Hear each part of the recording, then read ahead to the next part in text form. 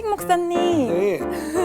제3차 하루 3번 21일 다니엘 기도회가 하나님 은혜 가운데 마무리되었다면서요? 네, 맞아요. 참여하신 모든 분들이 놀라운 하나님의 기적을 체험하고 돌아가셨는데요. LA에서 출발했던 저 또한 내면과 속사람의 큰 변화를 체험하는 기적의 시간이 되었습니다. 아, 그렇군요. 아, 미국에서 오셨군요. 맞아요. 아, 그럼 이후에 이어지는 일정은 어떻게 되나요? 그건 제가 말씀드릴게요. 영혼의 샘 성령 컨퍼런스가 있는데요. 성령 컨퍼런스는 백성교회 마스코트 행사 아닌가요? 네, 맞아요. 6월 18일 월요일 저녁부터 6월 22일 금요일 저녁까지 54차 성령 컨퍼런스가 보령 백송 수양관에서 펼쳐지게 됩니다. 그리고 제55차 성령 컨퍼런스가 인천 백송교회에서 6월 25일 월요일 저녁부터 6월 29일 금요일 저녁까지 연이어 진행되겠습니다. 아, 그리고 또 7월에는요. 7월에도요? 예, 맞아요. 7월에도 있어요. 56차 성령 컨퍼런스가 보령 백송 수양관에서 7월 9일 월요일 저녁부터 7월 13일 금요일 저녁까지 있고요. 그리고 또 있습니다. 57차 성령 컨퍼런스가 인천 백성교회에서 7월 16일 월요일 저녁부터 7월 20일 금요일 저녁까지 계속 이어지게 됩니다. 너무 기대되네요. 그러면 보령 백송수양관과 인천 백송교회 백성교회. 번갈아가면서 진행이 되겠군요. 네. 네. 이 이외에도 인천 백성교회와 대구 백성교회, 보령 백송수양관에서 매일마다 평일 집회가 이어질 예정입니다. 영혼육의 질병을 치유받고 마음의 큰 혁명을 일으켜 여러분들의 개인과 가정과 직장과 열방까지 변화되는 귀한 시간 되시기를 간절히 바랍니다. 기적의 현장 변화의 현장, 치유의 현장, 백성교회 백송수양관으로 여러분들을 초대합니다. 맞아, 카페 있지. 제가 바리스타입니다. 이야, 주세요. 커피 쏩니다. 커피 쏩니다. 사사기 6장 1절로 10절 말씀 함께 보겠습니다. 사사기 6장 1절로 10절 말씀. 이스라엘 자손이 또 여호와의 목전에 악을 행하였으므로 여호와께서 7년 동안 그들을 미디안의 손에 넘겨주시니 미디안의 손이 이스라엘을 이긴지라. 이스라엘 자손이 미디안으로 말미암아 산에서 웅덩이와 굴과 산성을 자기들을 위하여 만들었으며 이스라엘이 파종한 때면 미디안과 아말렉과 동방 사람들이 치러 올라와서 진을 치고 가사에 이르도록 토지 소산을 멸하여 이스라엘 가운데에 먹을 것을 남겨두지 아니하며 양이나 소나 나귀도 남기지 아니하니 이는 그들이 그들의 짐승과 장막을 가지고 올라와 메뚜기 떼같이 많이 들어오니 그 사람과 낙타가 무수함이라. 그들이 그 땅에 들어와 멸하려 하니 이스라엘이 미디안으로 말미암아 궁핍함이 심한지라. 이에 이스라엘 자손이 여호와께 부르짖었더라. 참 신기하죠. 이렇게 고난이 있을 때 부르짖는단 말이죠. 말을 안 듣고 여호와의 목전에 악을 행해서 일부러 하나님이 7년 동안 그들을 미디안의 손에 붙였잖아요. 그러다 보니까 주변에 사람들이 쫓아와서 아예 먹을거리도 남기지 않고 다 진멸할 때 이제 어쩔 수 없을 때 두 손 드네.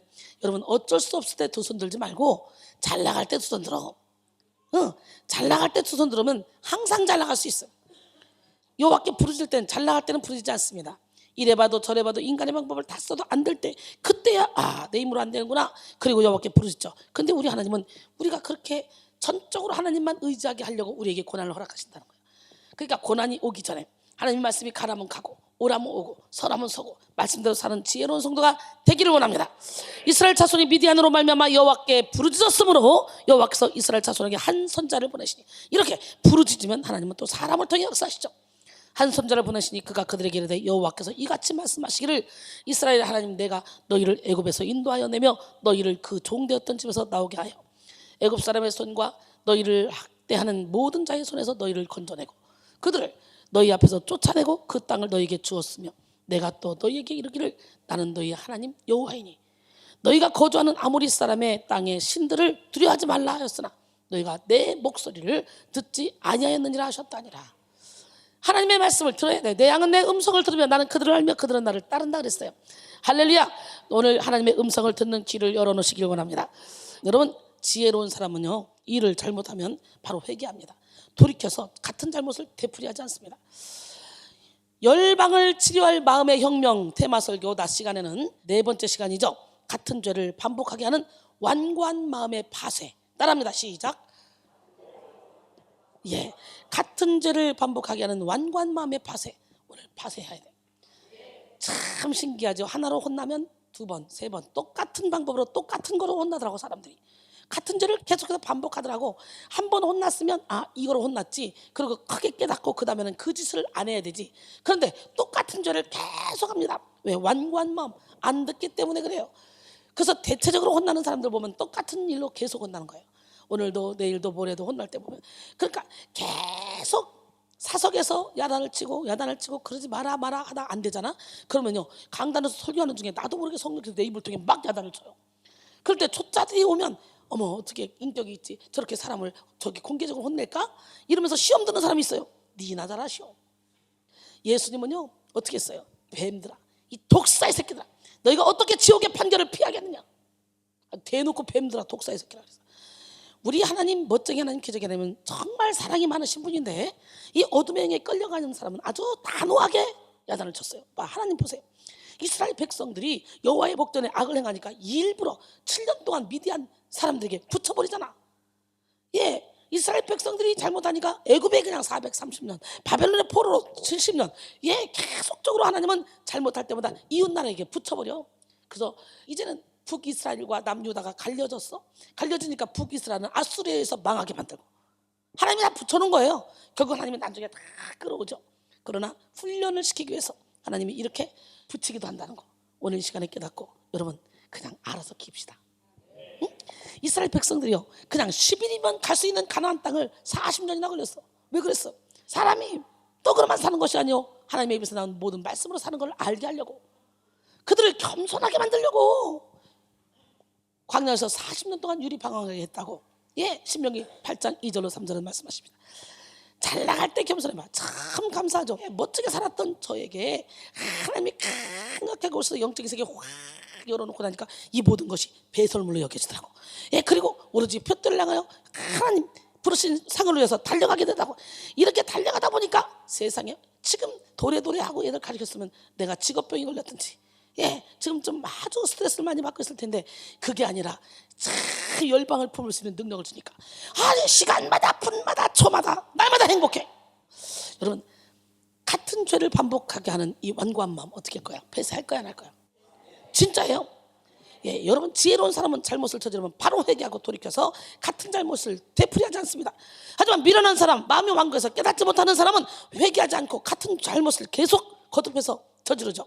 그래서 개가 잘못 먹은 것을 토하고 다시 토한 것을 먹는 것처럼 미련하고 완고한 사람 그런 사람은 죄를 범하고 고통을 겪어도 그 고통의 시간이 지난 후에 또다시 그런 죄를 반복하는 것을 우리가 보게 됩니다. 그런 사람의 결과는 결국 파멸이죠. 결국 멸망이죠. 그렇게 완고한 마음을 깨부수고 영적으로 더욱더 깨어서 하나님의 말씀을 듣고 그 말씀으로 같은 죄를 범하지 않는 우리 모두가 되어야 될 줄 믿습니다. 예, 전도서 9장 7절로 10절 거만한 자를 징계한 자는 도리어 능욕을 받고 악인을 책망한 자는 도리어 흠이 잡히느니라. 거만한 자를 책망하지 말라. 그가 너희를 미워할까 두려우니라. 지혜 있는 자를 책망하라. 그가 너를 사랑하리라. 할렐루야. 지혜 있는 자에게 교훈을 더하라. 그가 더욱 지혜로워질 것이요 의로운 사람을 가르치라. 그의 학식이 더하리라. 여호와를 경외하는 것이 지혜의 근본이요 거룩하신 자를 아는 것이 명철이니라 그랬어요. 오늘 이 시간에 여러분 모두가 다 여호와를 경외함으로 예, 지혜를 얻기를 원합니다. 예, 탈무드에서는요 신이 절대로 용서하지 않는 4가지 죄가 있는데 그중 첫째는 같은 일에 대해서 몇 번이고 후회하는 것이라는 거예요. 같은 일을 계속 반복 잘못하고 몇 번이고 후회하는 거 이거 신이 절대로 용서하지 않는데 여러분 생각을 해봐. 계속적으로 회개했는데 똑같은 죄를 또 저질러 또 회개. 이게 하나님을 만으로 여기는 것이지. 이게 어떻게 회개합니까? 그건 회개가 아니에요. 회개는 같은 죄를 반복하는 것이 아니라 죄를 졌을 때 회개하면 뭐야? 돌아서는 거예요. 그 죄에서 돌아서는 거예요. 할렐루야. 예, 둘째 같은 죄를 다시 반복하는 것이고 셋째 다시 한번 되풀이하기 위하여 죄를 짓는 것이고 마지막은 신의 이름을 모독하는 행위다 이렇게 말했는데 대체적으로 보면 이렇게 같은 일에 대해서 몇 번이고 후회하는 것이나 같은 죄를 다시 반복하는 것이나 다시 한번 되풀이하기 위해서 죄를 짓는 것이나 다 똑같은 말이잖아요. 예, 신의 이름을 모독하는 행위. 오늘 이 시간에 예수 이름으로 떠나갈지어다. 할렐루야. 하나님은 살아계십니다. 이번 다니엘 기도회에 끝까지 참석하셔서 이 기도회를 통해서 주시는 하나님의 놀라운 축복을 받기를 원합니다. 영혼육의 질병을 고침받기를 원합니다. 무엇보다도 능력 받기를 원합니다. 예, 본문의 배경은 고대 근동을 배경으로 하고 있습니다. 굉장히 와닿지 않는 시대의 배경이죠. 그런데 사사기를 잘 읽어보시면 지금 오늘날 우리에게 주시는 메시지가 상당히 큽니다. 그들의 모습이 현대를 사는 그리스도인들의 모습을 너무도 많이 담고 있기 때문이죠. 사사기는 계속해서 순환을 반복합니다. 그것은 범죄, 타락, 징계, 회개, 구원. 범죄, 타락, 징계, 회개, 구원. 이 순환이 계속됩니다. 이 악순환은 죄의 순환이라고 부르는데요, 무려 7번이나 반복합니다. 7번은 완전 숫자입니다, 사랑하는 성도 여러분. 그러나 우리는 사사기보다 더 많은 악순환을 반복한다는 걸 알아야 돼요. 7번뿐만 아니라 인생을 통틀어서 우리가 하나님께 초점 맞추지 못하고 살아가는 시간 동안에는 하루에 몇 번씩이라도 죄의 순환을 반복하는 것을 우리가 발견하게 됩니다. 그러나 결코 절망하지 마십시오. 하나님은 우리를 사랑하실 때 끝까지 사랑하십니다. 영원한 사랑으로 사랑하십니다. 하나님은 포기하지 않으시고 끝까지 우리를 마음 깊이 새기시고 손바닥에 새기시고 다시는 우리가 죄의 순환을 하지 않게 하기 위해서 우리 안에서 착한 일을 시작하셨습니다. 예수를 믿는 그 순간부터 문제는 우리가 깨닫지 못하기 때문에 우리 하나님은 끝까지 인내하며 기다리십니다. 또한 죄의 악순환이 일어나는 이유는 마음이 완고하기 때문입니다. 마음이 뭐하기 때문에? 예, 사사기 이후로도 이스라엘은 지겨울 만큼 악순환을 반복합니다. 죄의 문제가 해결되지 않으면 죄는 우리의 마음을 완고하게 만듭니다. 하나님의 마음을 알 수 없게 만듭니다. 굳은 마음을 가져다 줍니다. 오늘 본문에 나타난 상황 속에서 이스라엘 백성들은 임시적으로 회개하죠. 진정한 회개를 하지 않습니다. 우리는 뿌리를 고쳐야 돼요. 근본 뿌리를 바꿔야 돼요. 아무리 잘 가꿔도 죄의 뿌리에서는 죄의 열매를 맺을 수밖에 없어요. 그런데 근본적으로 뿌리를 바꿔야 돼요. 우리가 열매를 많이 심었죠. 상추가 많이 필요하다. 그 열매를 확 뽑아내고 상추를 심을까? 막 그렇게 확 뽑더라고. 예, 이렇게 근본적인 뿌리부터 바뀌는 거예요. 마태복음 7장 18절로 20절. 좋은 나무가 나쁜 열매를 맺을 수 없고 못된 나무가 아름다운 열매를 맺을 수 없느니라. 아름다운 열매를 맺지 아니하는 나무마다 찍혀 불에 던져지니라. 이러므로 그들의 열매로 그들을 알리라. 여러분, 아무리 내가 능력자라 할지라도 삶의 열매가 없으면 과당이야. 아무리 내가 많은 일을 한다 할지라도 삶의 열매 없으면 과당이야. 아무리 많은 돈을 갖고 있다 할지라도 그 돈을 나만을 위해서 쓰면 과당이야. 우리 하나님의 뜻대로 사는 것이 최고의 열매인 줄 믿습니다. 여러분의 인생이 어떤 순환을 이루고 있습니까? 악순환과 죄악의 열매뿐이라면 우리의 뿌리 자체가 잘못되었으며 좋은 나무 좋은 열매를 맺도록 완전히 뿌리를 바꿔야 된다는 걸 깨닫기를 바랍니다. 완전히 변화되었다는 것은 뿌리가 바뀌었다는 거예요. 악령 뿌리에서 성령 뿌리로. 할렐루야. 욕심이 만든 왕국에서 이제 성령이 만든 왕국으로 바꿔야 돼요. 내 영혼의 왕자의 예수님을 주인으로 모셔야 돼요. 할렐루야. 오늘 본문의 제목에서는 같은 죄를 반복하게 하는 완고한 마음에 대해서 언급하고 있는데요, 하나님의 빚으시기 쉽도록 곤 가루같이 부드러운 마음을 가졌다면 하나님이 예쁘게 그들을 만들어 가실 수 있었을 것입니다. 그러나 그들의 마음은 너무도 완악하고 딱딱해서 그 굳은 완고함이 자꾸만 다시 올라와서 죄의 유혹을 받게 되는 거죠. 히브리서 3장 13절에 오직 오늘이라 일컫는 동안에 매일 피차 권면하여 너희 중에 누구든지 죄의 유혹으로 완고하게 되지 않도록 하라 그랬어요. 루이스 팔라우가 쓴 부흥에는 이런 글이 있습니다. 우리는 자신을 넘어뜨리는 반복적인 죄의 문제를 적어도 한 가지 이상씩 가지고 있다. 우리는 그런 죄 때문에 강박관념에 사로잡힐 수도 있다. 왜 나는 이 죄를 이기지 못할까? 왜 나는 꼭 이 부분에서 계속 넘어질까? 라고 생각한다. 물론 사탄은 삶의 다양한 영역에서 우리를 공격하지만 특히 우리의 약한 부분을 집중 공격한다. 건강한 영적 상태를 위해 반복되는 죄들을 구체적으로 확인하는 작업이 필요하다. 여러분, 그렇죠?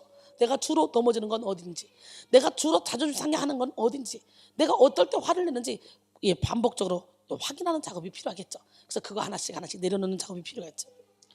물론 우리가 그런 죄를 구체적으로 언급해보고 생각하는 것은 별로 즐거운 일이 아니다. 그러나 우리가 구체적으로 그 죄를 밝히고 극복하기 위해 필요한 조치를 취하지 않는다면 우리는 계속 그 죄를 짓게 되고 죄책감과 패배감만 더 갖게 될 것이다. 당신의 반복적인 죄는 무엇인가? 그것을 주께 고백했는가? 후로는 같은 죄를 짓지 않도록 실제적인 조치를 취했는가? 영적으로 성숙한 그리스도인의 도움을 요청했는가? 죄를 짓게 만드는 장소를 적극적으로 피하고 있는가? 승리한 뒤에 교만하지 않도록 조심하고 있는가? 우리는 이제 갈 때까지 갔어. 나는 결코 이 죄를 이기지 못해 라는 생각에 빠지지 않도록 조심해야 한다. 우리 속에 역사하시는 하나님의 능력은 모든 죄에서 우리를 완전히 자유롭게 할 수 있다 라고 말했습니다. 우리는 이 루이스 팔라우가 말한 것처럼 우리의 영적 상태를 위해 반복되는 죄를 구체적으로 확인해야 돼요. 우리의 삶에 반복되는 죄가 존재한다는 것은 하나님과 나 사이에 막힌담이 있다는 증거입니다.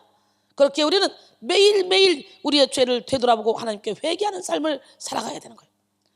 사랑하는 성도 여러분, 여러분의 뿌리는 그리스도의 뿌리입니까? 아니면 죄의 유혹에 쉽게 무너지는 그런 완고함의 뿌리입니까? 오늘 이 시간에 굳은 마음을 파쇄합시다.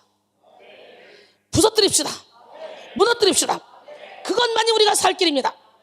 죄의 계속되는 악순환으로 인해서 영적인 한계선상, 비상사태에 돌입하시는 분이 계시다면 오늘 이 시간 그 원인을 일으키는 근원으로부터 자유케 되기를 바랍니다.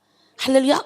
예, 일시적으로 회개하는 것, 일시적으로 하나님께 부르짖는 것은 소용이 없어요. 하나님은 긍휼이 많으시기 때문에 일시적으로 부르짖더라도 응답하십니다. 정말 근본적인 원인을 제거하지 않으면 다시 우리를 넘어뜨린다는 거죠, 죄가. 왜냐하면 일시적으로 우리가 회개한다는 것은 우리 주님을 간헐적으로 못 주인으로 모신다는 거예요. 간헐적으로 모시면 주님이 있을 때만 내가 유익을, 혜택을 받을 수 있어. 주님이 내게서 떠나가면 혜택을 못 받아.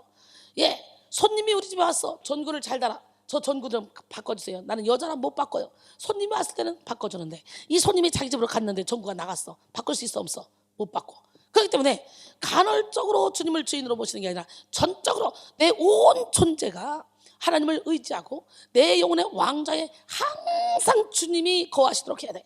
그래야 내가 모든 필요할 때마다 도우심을 받을 수 있는 거예요.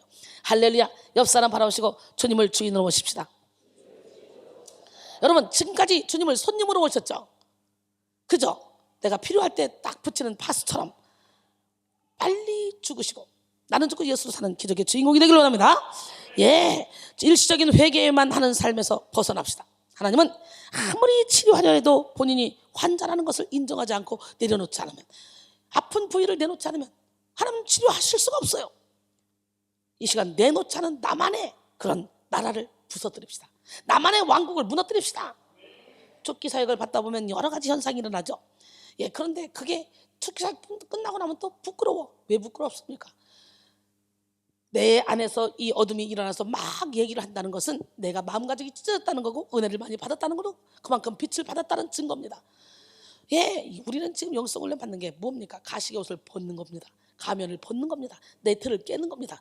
지금 내 안에서 악한 영이 나가면서 여러 가지 요동치는 것은 내 틀이 깨지고 있다는 증거입니다. 그러니 그거는 감사할 일이고 축복받을 일이고 사랑받을 일입니다. 그게 창피한 일이 아니에요. 근데 사람들이 막 죽기 사역받다가 뭐 이상한 일이 막 일어나고 나면 아우 창피해, 그 다음에 얼굴 창피해, 저 사람 날 어떻게 생각할까 이러는데, 딴 사람들은 지금 완고해서 무너지지도 않아서 그게 드러나지 않았을 뿐이지 그 사람들 속에는 더 큰 게 있어. 그러니까 부끄러워할 필요 없어요. 그냥 마음 놓고 확 하나님 앞에 여러분의 이 치부를 다 드러내세요. 하나님은 드러내고 싶으신 분이야. 계속의 하나님은 누구 하나님? 와, 막 욕까지만 설교 들어도 막 속이 확 뚫리지. 이 시간 내려놓지 않는 나만의 나라를 다 부서뜨리길 원합니다. 잠시 순종하는 척만하는 그런 신앙생활에서 벗어나서 간절히 하나님 앞에 매달리는 저와 여러분이 되길 원합니다.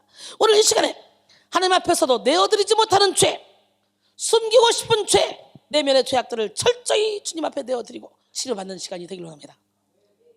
죄는 숨기려 할 때만 힘을 쓸 수 있습니다.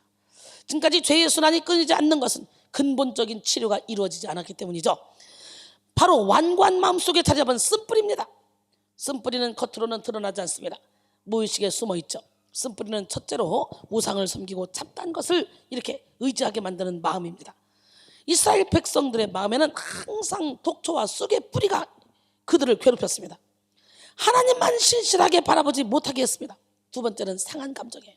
여러분, 이사야 1장 5절로 6절 보니까 너희가 어찌하여 매를 더 맞으며 폐역을 거듭하느냐. 온 머리는 병들었고 온 마음은 피곤하였으며 발바닥에서 머리까지 성한 것이 없이 상한 것과 터진 것과 새로 맞은 흔적뿐이거늘 그들을 짜며 싸매며 기름으로 부드럽게 함을 받지 못하였도다. 예, 그것을 짜며 싸매며 기름으로 부드럽게 함을 받지 못하였도다 그랬는데요. 여러분, 우리는 이 시간에 우리 주님은 찢으셨으나 도로 싸매주시는 분이라는 걸 깨닫고 주님 앞에 나가야 돼. 호세아 6장 1절이잖아요. 여러분, 우리는 살아가는 동안 서로 상처와 쓴뿌리를 고치지 못해서 서로가 서로에게 상처를 주고 상한 감정을 일으켜서 또 다른 쓴뿌리를 만들어내고 또 더 깊은 쓴뿌리를 만들어 완고한 쓴뿌리를 만들어내. 미움의 쓴뿌리 고치지 않나 쌓아놓은 그런 쓴뿌리들은 엄청난 파괴력을 가지기도 합니다. 그 다음에는요, 조상 대대로 내려오는 쓴뿌리입니다. 자손 3, 4대까지 이어지는 쓴뿌리. 우리는 그걸 끊어야 돼요. 할렐루야. 예, 저렇게 3, 4장 7절에 보니까 인자를 천대까지 베풀며 악과 과실과 죄를 용서하리라. 그러나 벌을 면제하지는 아니하고 아버지의 악행을 자손 3, 4대까지 보응하리라 그랬어. 그러니까 우리 대해서 그가 찔림은 우리의 허물 때문이요 그가 상함은 우리의 죄악 때문이라. 그가 징계를 받음으로 우리는 평안을 주고 그가 채찍에 맞음으로 우리는 나음을 입었도다. 우리는 다 양 같아서 그렇다 행하여 각기 제 길로 갔거늘 여호와께서는 우리 모두의 죄악을 그에게 담당시키셨도다 말씀했잖아요.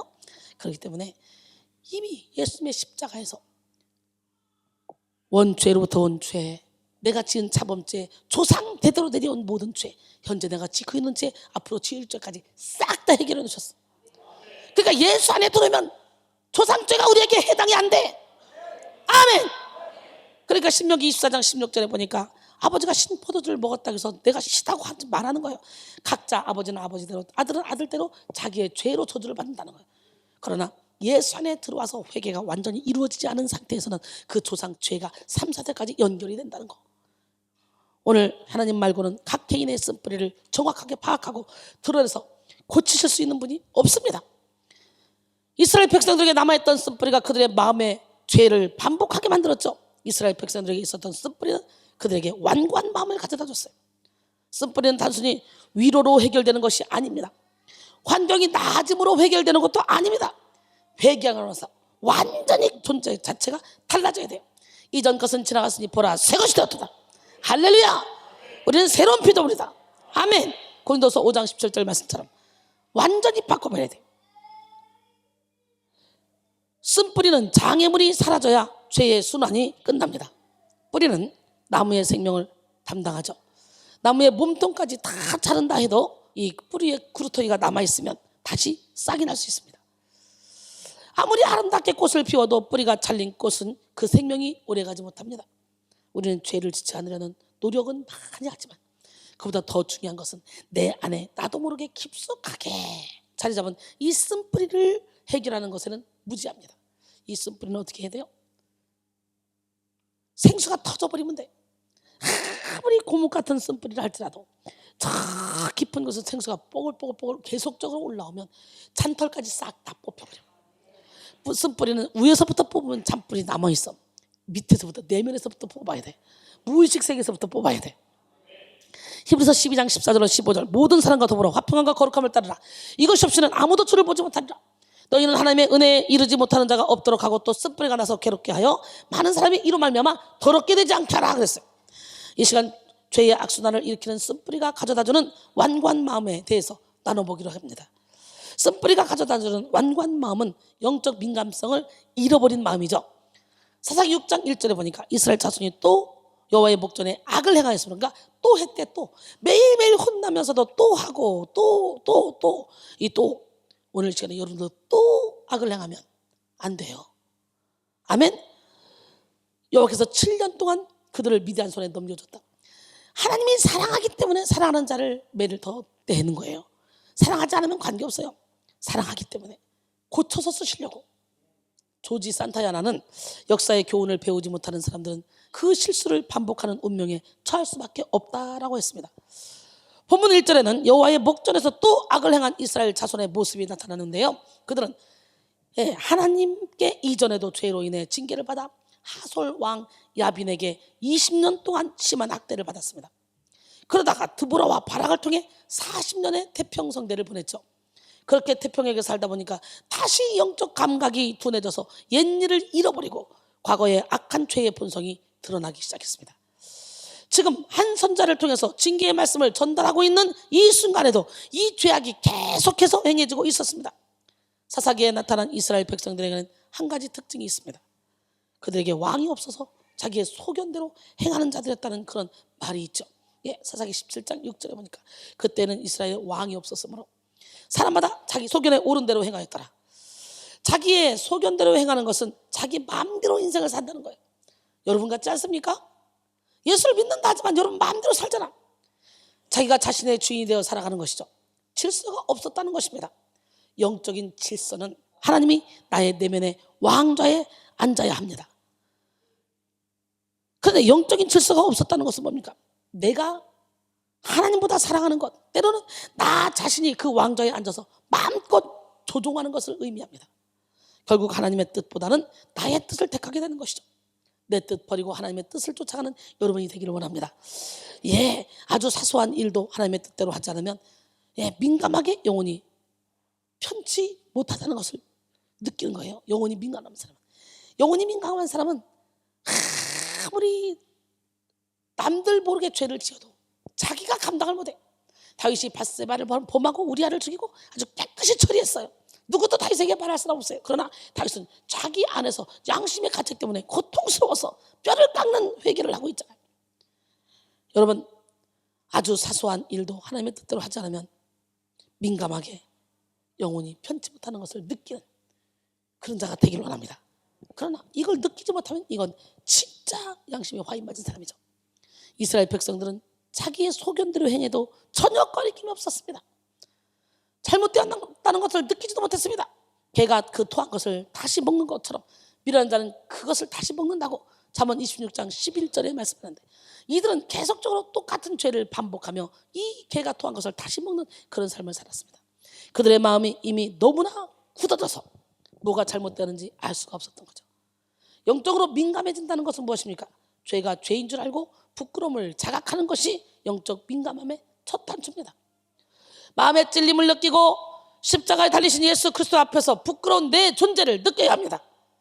그리고 그것에서 멈추는 것이 아니라 그 부끄러운 죄악 때문에 나 대신 내 죄를 지신 예수 그리스도를 보는 데까지 나가야 합니다. 영적으로 민감하다는 것은 신비적인 현상을 감지하는 것이 아닙니다. 자신의 영적인 현실을 절실히 깨닫고 영적인 분위기를 읽을 줄 아는 통찰력, 날마다 자신을 깨뜨릴 수 있는 그런 영적 각성이 되어지는 것이 영적으로 민감하고 민첩한 것입니다. 이스라엘 백성들은 굳은 마음으로 인해서 영적인 민감성을 잃어버렸어요. 여러분은 어떻습니까? 영적으로 민감하지 않으면 이렇게 이스라엘 백성들처럼 또 주님 앞에서 죄를 지을 수밖에 없다는 거죠. 또 영적으로 민감하지 못하면 사탄에게 반드시 먹히고 마는 삶을 살게 되죠. 자기가 어떤 영적 현실을 맞이하고 있는지 민감하게 깨닫는 여러분이 되기를 원합니다. 요한일서 4장 1절에 사랑하는 자들아, 영을 다 믿지 말고 오직 영들이 하나님께 속하였나 분별하라. 많은 거짓 선자가 세상에 나왔습니다. 할렐루야. 이사야 44장 18절에 보니까 그들이 알지도 못하고 깨닫지도 못하면 그들의 눈이 가려서 보지 못하며 그들의 마음이 어두워져서 깨닫지 못합니다 그랬어요. 영적으로 민감한 사람은요, 육적인 속성을 따르지 않습니다. 영적인 것을 추구합니다. 고린도서 2장 9절로 10절 보니까 기록된 바 하나님이 자기를 사랑하는 자들을 위하여 예비하신 모든 것은 눈으로 보지 못하고 귀로도 듣지 못하고 사람의 마음으로도 생각하지 못하였던 것 같으니라. 오직 하나님이 이것을 우리에게 보이셨으니 성령은 모든 것 곧 하나님의 깊은 것까지도 통달하시느니라. 그리고 13절로 14절 보니까 우리가 이것을 말하거니와 사람의 지혜가 같은 말도 아니하고 오직 성령께서 가르친 것으로 하니 영적인 일은 영적인 것으로 분별하느니라. 육에 속한 사람은 하나님의 성령의 일들을 받지 아니하나니 이는 그것들이 그에게는 어리석게 보이며 또 그는 그것들을 알 수도 없나니 그러한 일은 영적으로 분별되기 때문이라 그랬어요. 할렐루야. 육신에 속한 사람은 성령의 일들을 받을 수 없습니다. 육신에 속한 생각들이 영의 생각들을 받아들이지 않고 대적합니다. 영적으로 분별될 일은 영적으로 분별합니다. 여러분, 전혀 영적인 진전이 없는 그런 사람들 참 많이 있죠. 그런 사람은요, 영적인 진전이 없는 거로 끝나는 게 아니에요. 육적으로 진전합니다. 육적으로. 그리고 마음이 더욱더 굳어집니다. 다시 죄의 순환이 일어날 수밖에 없죠. 쓴뿌리는 우리로 하여금 육적인 삶에 치우치게 만듭니다. 성령 안에서 행하는 것이 무엇인지 알 수 없도록 영적인 민감성을 싹 다 닫아버립니다. 그러기 우리는 지혜와 계시의 영을 받아야 돼요. 할렐루야. 에베소 1장 17절로 19절 우리 주 예수 그리스도의 하나님 영광의 아버지께서 지혜와 계시의 영을 너희에게 주사 하나님을 알게 하시고 나는 그만 아멘 하겠다. 너희 마음의 눈을 밝히사 그의 부르심의 소망이 무엇이며 성도 안에서 그 기업의 영광의 풍성함이 무엇이며 할렐루야. 그의 힘의 위력으로 역사하심을 따라 믿는 우리에게 베푸신 능력의 지극히 크심이 어떤 것을 너희로 알게 하시기를 구하노라 그랬어. 이 시간 마음 가족을 찢고 여호와께 돌아옵시다. 예레미야 4장 4절에 보니까 유다인과 이런 소리를 칩니다. 너희는 스스로 할례를 향하여 너희 마음 가족을 메고 나 여호와께 속하라. 그리하지 않냐면 너희 악행으로 말미암아 나의 분노가 불같이 일어나 사르니 그것을 끌 자가 없으리라. 마음 가족을 찢고 주님께 가지 않으면 우리는 악을 행할 수밖에 없고 내가 악을 행하면 우리 하나님이 분노한대요. 여러분 오늘 이 시간에 하나님의 분노가 불같이 일어나면 누구도 끌 자가 없는데 잠자는 사자의 코털을 건드리지 마시고 여러분을 정말 사랑하고 또 사랑하는 하나님의 마음을 건드려서 분노 일어나게 해서 누구도 끌 자 없이 훨훨훨 분노의 불이 타오르면 어떻게 되겠어요? 안 되잖아요. 빨리 회개합시다. A.W. 토저는 영적인 사람의 7가지 습관이라는 책에서 영적인 사람의 특징을 말합니다. 영적인 사람은 행복해지기보다 거룩해지기를 원한다. 할렐루야. 예, 행복해지기보다 먼저 거룩해지기를 원한다는 거예요. 여러분 거룩해져봐. 그러면 그 다음엔 저절로 행복해집니다. 아멘. 좀 더 편안하고 행복하기를 원하는 것이 사람이지만 진짜 영적인 사람은 자신의 편안함을 다 내려놓고 더욱더 거룩해지기를 원합니다. 또 둘째, 영적인 사람은 어떤 희생을 치르더라도 주님의 이름이 거룩히 여김을 받을지어다. 거룩히 여김을 받기를 원합니다. 주님의 이름이. 셋째, 영적인 사람은 하나님의 관점에서 사물을 바라봅니다. 하나님의 관점에서 모든 것을 바라보는 사람은 쉽게 상처받거나 절망하지 않습니다. 때때로 사촌이 땅을 사도 배가 아프지 않습니다. 자신이 낮아지고 다른 사람이 높아지는 것이 얼마나 영적으로 보배로운지 아는 사람, 이런 사람은요 시기질도 하지 않습니다. 옆 사람 바라보시고 사촌이 땅을 사도 배 아파하지 맙시다. 다섯째로, 영적인 사람은 죽음에 대해서 두려움이 없습니다.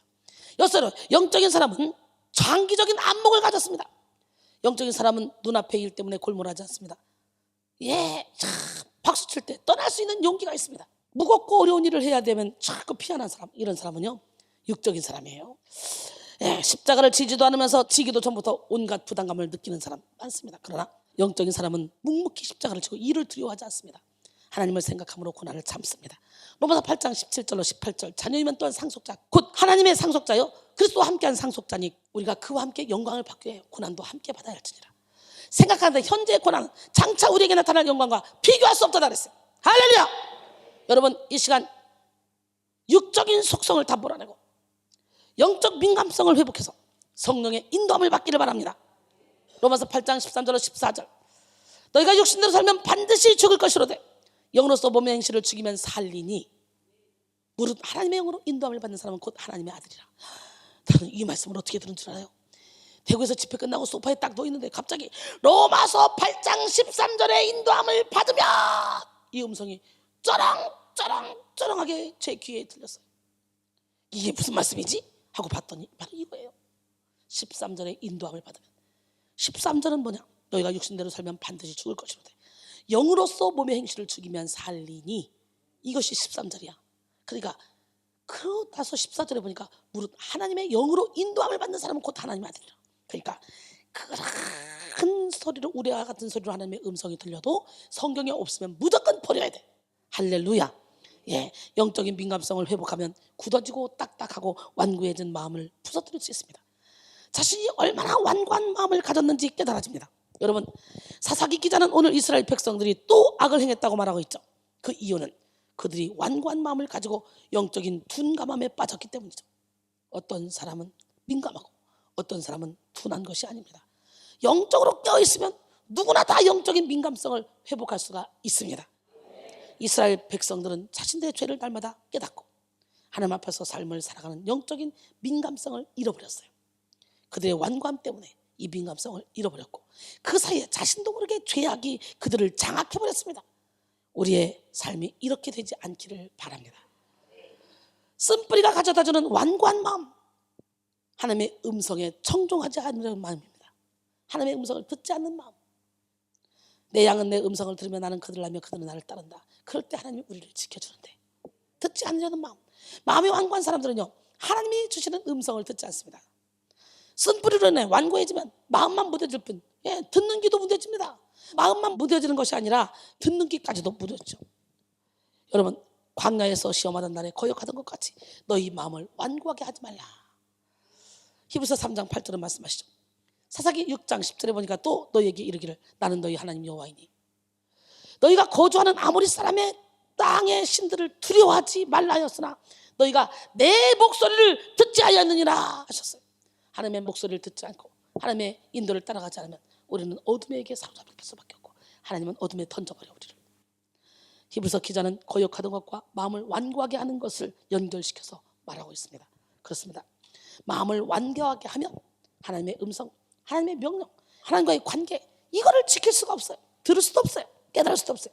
오늘 본문에서는 너희가 내 목소리를 청종하지 아니하느니라 라고 말하죠. 목소리를 듣지 않았다는 것은 단순히 소리를 듣지 못하는 것이 아닙니다. 자신의 생각이 너무 강해서, 자신의 고집이 너무 강해서, 자신의 틀이 너무 세서 주님이 하시는 말씀을 청종할 수 있는 귀가 없다는 것이죠. 하나님은 우리의 마음을 이미 아시고 도와주실 준비를 다 하고 계시는데 하나님의 음성에 청종할 수 있는 듣는 귀가 없는 것이 문제입니다. 오늘 마음의 눈을 밝히시기 바랍니다. 사탄은 자꾸만 절망만 바라보게 하고 하나님이 주시는 소망을 바라보지 못하게 합니다. 사사기 6장 10절 내가 또 너희에게 이르기를 나는 너희의 하나님 여호와이니 너희가 거주하는 아모리 사람의 땅의 신들을 두려워하지 말라 하였으나 너희가 내 목소리를 듣지 아니하였느니라 하셨다라 그랬어요. 하나님은 또한 이스라엘 백성들에게 나는 너희 하나님 여호와라고 말하죠. 본문에서 이렇게 말씀하신 것은 이스라엘에게 참 구원을 주실 분은 오직 하나님밖에 없기 때문이죠. 가나안 땅에 가득한 우상들은 결코 너희의 신이 될 수 없다, 이것을 강조한 것입니다. 하나님은 이스라엘 백성들과 언약을 맺으셨을 때부터 계속해서 너희 하나님이라고 말하죠. 나는 너희 하나님이다. 나는 너희 하나님이다. 할렐루야. 이것이 하나님이 이스라엘 백성과 더불어 오늘날 예수 그리스도를 믿고 살아가는 우리에게 주시는 하나님의 음성입니다. 우리가 다른 우상들로 인해 영적으로 고통받을 때 하나님이 아닌 다른 것들에게 신경 쓰느라 하나님을 멀리할 때가 있죠. 그때 이스라엘 백성들처럼 반복하는 죄악으로 악순환을 겪고 있을 때 하나님은 우리에게 여전히 찾아오셔서 친히 나는 너희 하나님이다. 아브라함의 하나님, 이삭의 하나님, 야곱의 하나님, 그 하나님이다. 나는 너희 하나님이다. 할렐루야. 지금도 사랑하는 내 딸아, 나는 너희 하나님이야. 지금도 말씀하고 계신 줄 믿습니다. 우리는 이 음성을 들어야 돼요. 하나님의 말씀, 하나님 주시는 음성을 듣지 않고 있다는 것은 한편으로 다른 음성을 듣고 있다는 거죠. 나의 소리, 사탄의 소리를 듣고 있다는 거예요. 사랑하는 성도 여러분, 여러분의 마음속에 하나님의 음성이 가득해서 여러분 입만 벌리면 하나님의 말씀하신 주신 말씀을 선포하는 능력 있는 주의 종이 되기를 원해요. 여러분의 마음에 가득한 것이 하나님으로부터 온 음성인지 내 생각인지 사탄으로부터 온 음성인지 분별해야 될 줄 믿습니다. 완고한 마음은 교묘하게 자신이 주인 노릇하게 하기 때문에 완고함이 가져다주는 생각을 하나님이 주시는 것이라 착각할 수가 있어요. 그렇게 되면 결국 하나님이 주시는 생각은 뒷전입니다. 사탄이 가져다주는 죄의 유혹을 받아 더욱더 완고하게 됩니다. 히브리서 3장 13절에 오직 오늘이라 일컫는 동안에 매일 피차 권면하여 너희 중에 누구든지 죄의 유혹으로 완고하게 되지 않도록 하라 그랬어요. 무슨 음성을 듣느냐에 따라 우리의 마음밭이 달라집니다. 죄의 유혹을 받아서 죄의 음성을 들으면 죄로 굳어지고 하나님이 주시는 음성을 따라가면 굳은 마음도 부드러운 마음으로 변화됩니다. 할렐루야. 마음밭에 심겨진 가시덩굴과 엉겅퀴를 키우는 것은 죄의 음성입니다. 하나님은 처음부터 이스라엘 백성들에게 여호와의 모든 말씀을 청종하라고 말씀하셨죠. 신명기 28장 1절에 보니까 내가 내 하나님 여호와의 말씀을 삼가 듣고 내가 오늘 내게 명령하는 모든 명령을 지켜 행하면 내 하나님 여호와께서 너를 세계 모든 민족 위에 뛰어나게 하실 것이라. 할렐루야. 하나님 말씀에 청종하면 하나님은 우리에게 상상할 수도 없는 축복을 허락하십니다. 그런데 그런 복된 음성을 듣지 않고 자꾸만 절망의 음성, 낙심의 음성, 포기하고 싶은 음성, 사단이 가져다는 온갖 죄악의 싹을 틔우는 소리를 듣는다면 우리의 완고한 마음은 더욱더 굳어지겠죠. 이렇게 쓴뿌리가 가져다주는 완고한 마음에 대해서 알아봤는데요, 죄는 우리의 마음을 굳어지게 하고 완악하게 만들어버립니다. 그렇기 때문에 죄가 자라나는 토양 자체를 만들지 말아야 돼요. 시편 1편 1절 시작. 복 있는 사람은 악인들의 꾀를 따르지 아니하며 죄인들의 길에 서지 아니하며 오만한 자들의 자리에 앉지 아니하고 오직 여호와의 율법을 즐거워하여 그 율법을 주야로 묵상하는 자로다. 난 여러분 모두가 다 이렇게 복 있는 사람이 되기를 원합니다. 하나님의 말씀이 풍성한 곳에서 계속해서 예배를 드리고 말씀을 듣고 영적인 민감성을 일깨워야 될 줄로 믿습니다. 이것을 깨닫는 것이 바로 고난이고 연단입니다. 완고한 마음을 파쇄하는 도구는 고난과 연단이에요. 우리 하나님이 우리를 훈련시키는 방법. 시편 119편 71절에 보니까 고난당한 것이 내게 유익이라. 이로 말미암아 내가 주의 율례들을 배우게 되었나이다. 할렐루야. 사사기 6장 1절로 6절 보니까 이스라엘 자손이 또 여호와의 목전에 악을 행하였으므로 여호와께서 7년 동안 그들을 미디안 손에 넘겨주시니 미디안의 손이 이스라엘을 이긴지라. 이스라엘 자손이 미디안으로 말미암아 산에서 웅덩이와 굴과 산성을 자기들을 위하여 만들었으며 이스라엘이 파종할 때면 미디안과 아말렉과 동방 사람들이 치러 올라왔다 이렇게 말하죠. 반복되는 죄악의 순환 속에서 하나님은 이스라엘을 깨우시기 위해서 미워서 그렇게 고난을 준 게 아니에요. 깨우시기 위해서 이렇게 극심한 고난을 허락하셨습니다. C.S. 루이스는 평안할 때 인간은 하나님께서 양심을 통해서 속삭이시는 소리를 잘 듣지 못한다. 그래서 하나님께서는 고난을 보내시는 것이다. 고난은 인생이 잠든 감각을 깨우시는 하나님의 확성기다. 하나님의 큰 소리다. 이렇게 말했습니다. 원래 미디안 족속은 당시에 군사적으로 보나 세력으로 보나 여러분 이스라엘 백성들을 보다도 미약한 민족이었습니다. 그런데 하나님은 그 미약한 미디안 민족을 통해서 이스라엘 백성들을 낮추십니다. 이렇듯 하나님은 우리가 깨닫지 못하면 아주 미약한 것을 통해서라도 우리에게 연단과 고난의 시간을 주십니다. 이스라엘 백성들에게 미디안 족속은 충분히 이길 수 있는 사람들이었습니다. 그러나 하나님이 허락하시지 않았을 때 결코 이길 수 없었죠. 우리의 모든 어려운 환경은 하나님의 완고한 마음을 무너뜨리기 위한 그런 도구이라는 걸 깨닫고 하나님이 허락하신 상황이라는 걸 깨닫고 오늘 회개합시다. 약한 미디안의 손을 들어서 완악한 이스라엘을 치신 이 하나님의 섭리를 깨닫고 이해할 수 없는 상황 속에 담긴 그런 세밀하신 하나님의 손길을 느끼는 우리 모두가 되기를 바랍니다. 하나님이 이렇게 죄를 반복하는 이스라엘 백성들을 깨닫게 하기 위해서 미디안이라는 이방 민족을 사용하셨듯이 우리의 삶 속에서도 믿지 않는 자나 내 상황과 환경을 전혀 이해할 수 없는 그런 사람들로 우리를 깨뜨리실 때가 있습니다. 또는 정말 사랑하고 믿는 자들을 통해서 우리를 깨뜨리실 때도 있습니다. 사사기 7장 14절에 보니까 그의 친구가 대답하여 이르되 이는 다른 것이 아니라 이스라엘 사람 요아스의 아들 기드온이 칼이라. 하나님이 미디안과 그 모든 진영을 그의 손에 넘겨주셨느니라 하리라 그랬어요.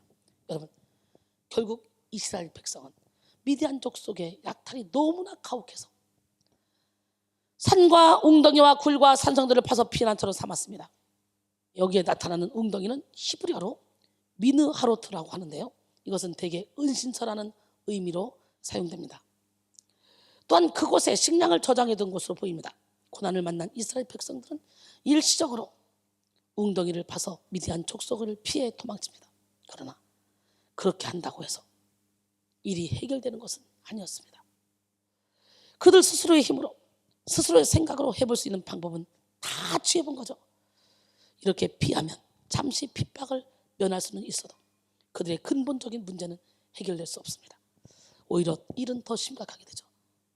더 나아가 본문 3절에서 이스라엘이 파종할 때가 되면 미디안 사람뿐만 아니라 아말렉 사람들, 동방 사람들이 다 쳐들어와서 그 모든 소산을 다 멸하고 이스라엘에 먹을 것 하나도 남기지 않았다 그래요.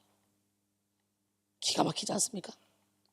아말렉 사람들은 에서의 후예로서 전형적인 그런 약탈 민족이었고요. 동방 사람들은 단순히 한 민족이 아니라 하란, 모압, 에돔, 아랍 지역에서 나타난 여러 민족들을 의미합니다. 이스라엘은요 절망 위에 절망을 맛보게 됩니다. 그들이 완악한 마음을 깨닫지 못하고 하나님의 말씀에 청조하지 않은 결과가 너무 비참했죠.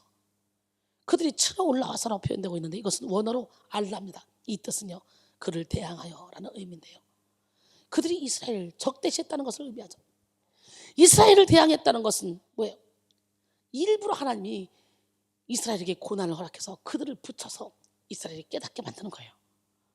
아무도 이스라엘을 도울 수 없는 그런 상황이었어요. 모두가 다 이스라엘을 치러 올라왔습니다. 아주 사방으로 우겨쌈을 당했습니다. 이것은 결코 이스라엘이 자신들의 힘으로 이 고난을 이길 수 없었음을 나타내는 거예요. 여러분, 여러분에게 오는 고난, 여러분의 힘으로 이길 수 없습니다. 주님을 의지하면 주님이 그 고난을 유익으로 바꿔주실 줄 믿습니다. 할렐루야. 여러분, 결국은 어떻게 됐어요? 사사기 6장에서 이렇게 미디안에게 붙었었는데 사사기 7장에서 하나님은 기도를 통해 이스라엘을 다시 살려주잖아요. 300용사를 통해 하나님이 직접 싸워주셔서 미디안 연합군 13만 5천 명을 멸하게 해주잖아.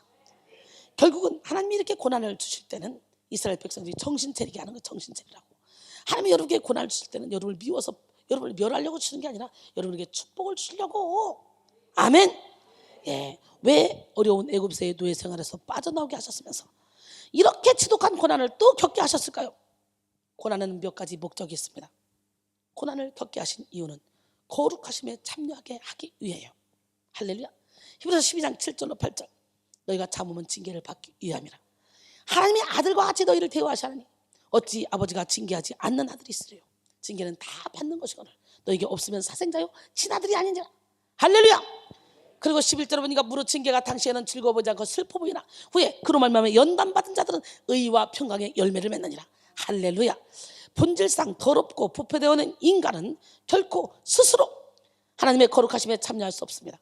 그런 의미에서 고난의 시간은 죄에 대한 하나님의 징계를 받음으로써 영혼이 정결하게 되는 시간이에요. 할렐루야. 고난의 시간은 무슨 시간? 영혼이 정결하게 되는 시간. 고난을 잘 견디고 자신의 모난 모습과 그건 죄악을 깨닫는 사람은 고난을 통해서 하나님의 거룩하심에 참여할 수 있는 특별한 축복을 받게 됩니다. 점점 더 정결해지고 점점 더 신의 성품에 참여하는 자가 되기를 바랍니다. 그 다음에 고난을 겪게 하신 이유는 하나님만 의지하게 하려고. 할렐루야. 우리는 세상 속에서 예수님을 믿고 살아가죠. 그러기에 그리스도인이라면 세상을 의지하거나 나에게 유익을 주는 다른 것들을 의지해서는 안 됩니다. 그런데 그리스도인이면서도 세상 것, 다른 것을 의지하고 살아가죠. 하나님은 이것을 싫어하셔요. 어떤 상황, 어떤 환경에 처하든지 오직 주님 한 분만을 의지하기를 원하셔요. 그러면 먼저 그의 나라와 그의 의를 구하면 하나님은 모든 것을 더해 주신다고 약속하셨어요. 시편 146편 3절로 4절 보니까 귀인들을 의지하지 말며 도울 힘이 없는 인생도 의지하지 말지니 그의 호흡이 끊어지면 흙으로 들어가서 그날에 그의 생각이 소멸하리로다. 만약 이스라엘 백성들처럼 내게 악순환이 반복된다면 내가 지금 하나님을 의지하지 않고 다른 어떤 것들을 의지하고 살고 있지는 않은지 나 자신을 돌아볼 수 있기를 원합니다. 고린도서 1장 8절로 9절 보니까 형제들아 우리가 아시아에서 당한 환난을 너희가 모르기를 원하지 아니하노니 힘에 겹도록 심한 고난을 당하여 살 소망까지 끊어지고 우리는 마치 우리 자신이 사형 선고를 받은 줄 알았으니 이는 우리로 자기를 의지하지 말고 오직 죽은 자를 다시 살리시는 하나님만 의지하게 하려 하십니다. 할렐루야. 그 다음에 고난을 겪게 하신 이유는 뭡니까? 철저히 회개하기 위함이에요. 아멘. 철저한 회개는 쓴뿌리가 저절로 캐나가는 회개입니다. 적극적인 회개는 반복된 죄악에서 돌아서게 합니다. 마음을 부서뜨립니다. 맨날 축사만 만든다고 되는 게 아니에요. 축사를 받고 어둠을 몰아냈으면 더 이상 그 어둠이 갖다주는 행동을 해서는 안 돼요. 혈기마귀를 뽑아냈으면 더 이상 혈기가 막 올라오고 혈기내라 그래도 예수피 그걸 이겨내야지. 혈기마귀 뽑아내고 금방 혈기내면 7귀신 내리고 들어와. 축사 받는 게 문제가 아니에요. 회개할 때 악한 영은 떠나가요. 깨닫고 회개할 때 다 떠나가게 돼 있어요. 시편 107편 10절로 14절. 사람이 흑암과 사망의 그늘에 앉으며 곤고와 쇠사슬에 매이면 하나님의 말씀을 거역하며 지존자의 뜻을 멸시함이라. 그러므로 그가 고통을 주어 그들의 마음을 겸손하게 하셨으니 그들이 엎드러져도 돕는 자가 없었도다. 이에 그들이 그 환난 중에 여호와께 부르짖음에 그들의 고통에서 구원하시되 흑암과 사망의 그늘에서 인도해내시고 그들의 얼거맨줄을 끊으셨도다. 봐요. 하나님의 뜻을 거역하고 지존자를 멸시하기 때문에 고난을 줬는데 고통 중에 돕는 자도 없도록 만들었대요. 그들을 겸손하게 하려고 하나님이. 그래서 그들이 고난 중에 기도하니까 하나님께서 다 풀어주잖아. 여러분 제가 아까도 얘기했지만 또 말합니다. 잘 나갈 때 잘합시다. 고난 당할 때 그때 깨지고 부서지고 무너지고 그러지 말고 잘 나갈 때 그냥 박살납시다. 완전히 깨집시다. 그러면요, 그냥 탄탄대로 시온의 대로 거룩한 그 길로 계속 가는 거예요. 이순이 봐요. 가장 잘 나갈 때 하나님을 만났고, 그때 하나님의 뜻대로 그냥 순종하고 따라왔더니 지금까지 사역을 하면서 탄탄대로입니다. 할렐루야. 시편 34편 18절에 여호와는 마음이 상한 자를 가까이 하시고 중심으로 통회하는 자를 구원하신다 그랬어요. 시편 51편 17절에 보니까 하나님께서 구하시는 제사는 상한 심령이라. 하나님이요, 상하고 통회하는 마음을 주께서 멸시하지 아니하시리라 그랬어요. 할렐루야. 이 땅의 것을 바라보고 사는 죄를 회개하며 육적인 속성이 좋다며 쫓아갔던 옛사람의 모습을 회개할 때 우리의 삶에는 새날이 펼쳐집니다. 회개는 여러 종류가 있죠. 회개에도 지정의가 있습니다. 지적인 회개, 정적인 회개, 의적인 회개가 있는데요, 지적인 회개는 내가 회개할 것이 있다는 것을 인정하는 것을 의미하는 것입니다. 자신의 죄를 인식하지 않으면 회개할 수 없습니다. 머리로라도 자신이 회개할 것이 있다는 것을 깨닫는 것이 첫 번째 단추입니다. 이것이 치료의 시작이에요. 만일 너희가 너희 죄가 없다고 말하면 너희가 하나님을 거짓말하는 자로 여기는 거라는 거야. 그러나 만일 너희가 너희 죄를 자백하고 회개하면 그는 미쁘시고 의로사 모든 불의에서 너희를 깨끗하게 하신다고 요한일서 1장 8절로 9절은 말씀하셔요. 우리 인간은 다 죄인입니다. 오늘 회개의 영이 열리기를 원합니다. 매일매일 그날의 죄를 회개하고 청소를 해놓잖아요. 그러면 주님이 오라, 지금 와라 그러면 그날 거만 짧게 회개하고 가면 돼. 얼마나 가벼워? 그렇잖아. 매일매일 방 청소를 해놓으면 손님이 왔다 그러면 그때 어지러운 것만 싹 치우면 끝나. 그런데 그냥 나중에 한 번에 몰아치워야지. 그래서 그냥 벗어놓은 양말, 옷, 막 속옷 할 것이 막 사방에 방을 쫙 늘어놓고 있어 봐. 그러면 지금 손님이 딱 왔어. 문 열어줄 수 있어 없어? 주님이 딱 오셨어. 내 마음의 문을 열어줄 수 있어 없어? 수치스러워도 못 열어줘. 주님은 지금도 문 두드리셔. 볼지어다 내가 문 밖에서 문을 두드리니 누군지 내 음성을 듣고 문을 열면 내가 그에게로 들어가 그와 더불어 먹고 그는 나와 더불어 먹으리라. 계시록 3장 20절에. 할렐루야. 그럴 때 자신 있게 열어드릴 수 있어야지. 아멘. 그러려면 매일매일 회개를 해야 돼. 매일매일. 아침 저녁으로 회개를 해야 돼. 할렐루야. 영적으로 너무나 둔하여 깨달음을 얻는 기관이 그 무엇도 들어갈 수 없을 만큼 딱딱해졌다. 여기서부터 잘못되었던 것이죠. 지적인 회개는 내가 회개할 것이 있다는 걸 깨닫고 지적인 회개를 해야 되는데 이스라엘 백성들은 지적인 회개를 이루지 못했다는 거예요. 이렇게 영적으로 너무 둔해서 깨달음을 얻는 기관이 그 무엇도 들어갈 수 없도록 딱딱하게 만들어놨다는 거예요. 이스라엘 백성들이. 여기서부터 잘못되는데 여러분은 어떻습니까? 그 다음에 정적인 회개. 이거는 자신이 죄를 깨닫고 애통하는 수준까지 회개하는 것을 의미합니다. 죄를 인식하고 인정하고 죄가 가져다는 이 악영향을 가슴으로 애통하지 않으면 진정한 회개라고 할 수 없습니다. 요새 2장 12절로 13절 여호와의 말씀에 너희는 이제라도 금식하며 울며 애통하고 마음을 다하여 내게로 돌아오라 하셨나니 너희는 옷을 찢지 말고 마음을 찢고 너희 하나님 여호와께로 돌아올지어다. 그는 은혜로우시며 자비로우시며 노하기를 더디하시며 이내가 크시사 뜻을 돌이켜 재앙을 내리지 아니하시리니. 할렐루야. 구약에서 죄에 대하여 애통해 할 때 흔히 옷을 찢고 죄를 뿌리는 행위를 합니다. 이 행위가 단순히 행위로 그칠 때 이것은 그저 정적 회개라고 하죠. 마음으로 충심을 다해 회개하는 것이 정적인 회개인데 오늘 이 시간에 나는 여러분 마음 가죽을 찢고 회개하길 바랍니다. 마지막으로 의지적인 회개는 지적 회개, 정적 회개를 지나 의지적으로 그 뒤에서 완전히 돌아서는 거예요. 오늘 의지적으로 완전히 돌아서기를 원합니다. 할렐루야. 이것까지 되어야 진정한 회개입니다. 지적인 회개, 정적인 회개, 그리고 의지적인 회개까지 다 해야 돼요. 하나님이 죄를 반복하는 이스라엘에게 원하시는 것은 이런 진정한 회개입니다. 회개는 돌아서는 것을 말합니다. 방향을 바꾸는 것을 말합니다. 여러분 아직도 육신의 정욕, 안목의 정욕, 이 세계 자랑을 따라가고 있다면 삶의 방향을 예수님께로 싹 바꾸세요. 그러한 삶이 진정한 회개의 삶입니다. 변화된 삶입니다. 순간적으로만 방향을 바꾸는 것이 아니라 역동적으로 적극적으로 돌이키는 회개입니다. 이 의지적인 회개는 죄악에서 떠난 것이고 하나님께로 전진해 나가는 것입니다. 죄에서 돌이켰을 때는 그 걸음이 하나님께로 향해 가야 되죠.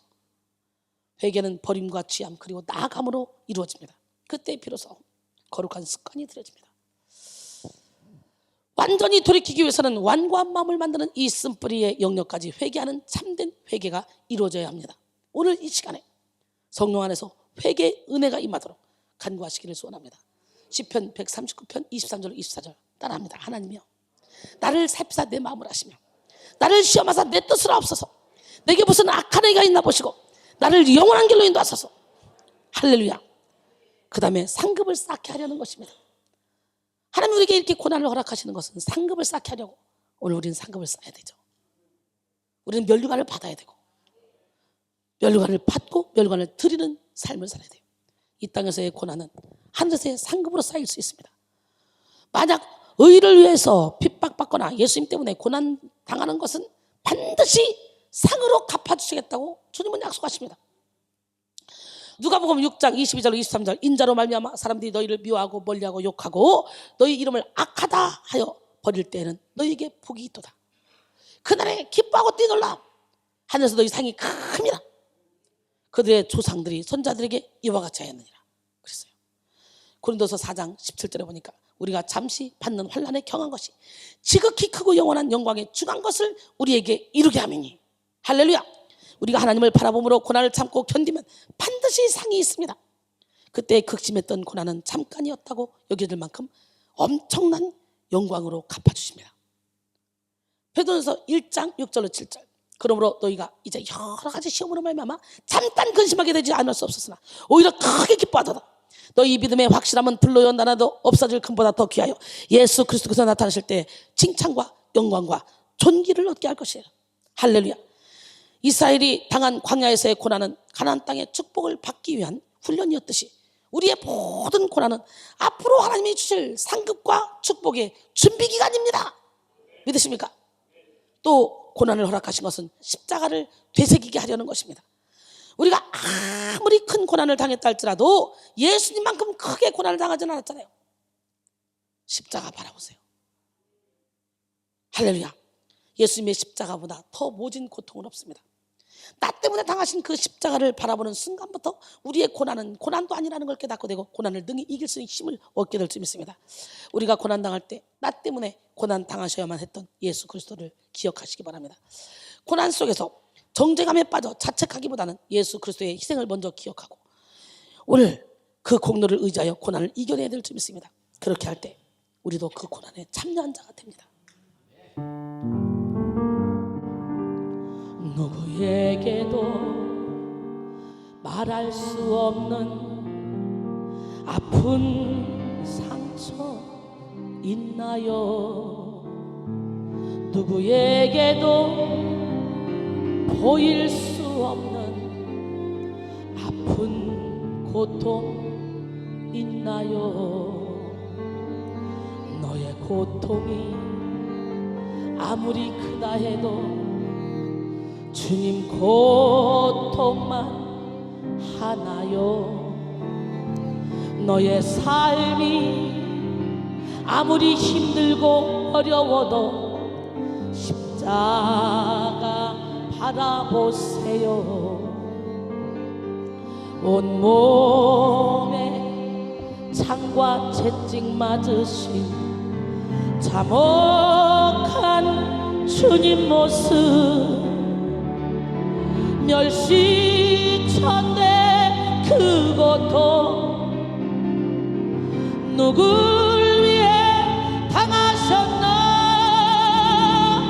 십자가 후에 부활의 영광 있듯이 지금의 고난이 지난 후에 좋은 일이 있으리라.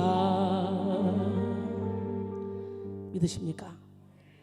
빌립보 3장 10절로 12절 내가 그리스도와 그 부활의 권능과 그 고난의 참여함을 알고자 하여 그의 죽으심을 본받아 어떻게 해서든지 죽은 자 가운데서 부활에 이르려 하노니 내가 이미 얻었다함도 아니오 온전히 이루었다함도 아니라 오직 내가 그리스도 예수께 잡힌 바 된 그것을 잡으려고 달려가노라. 할렐루야. 그러므로 믿는 자들에게도 하나님이 고난을 허락하신다는 거. 더욱더 잘 믿으려고 하면 할수록 하나님은 더 큰 고난을 허락하셔. 왠 줄 알아요? 나도 모르는 무의식의 세계에 내가 엄청나거든요. 하나님은요 1학년짜리면 1학년 수준에 맞게 가르치고 2학년짜리면 2학년 수준에 맞게 가르치는 거예요.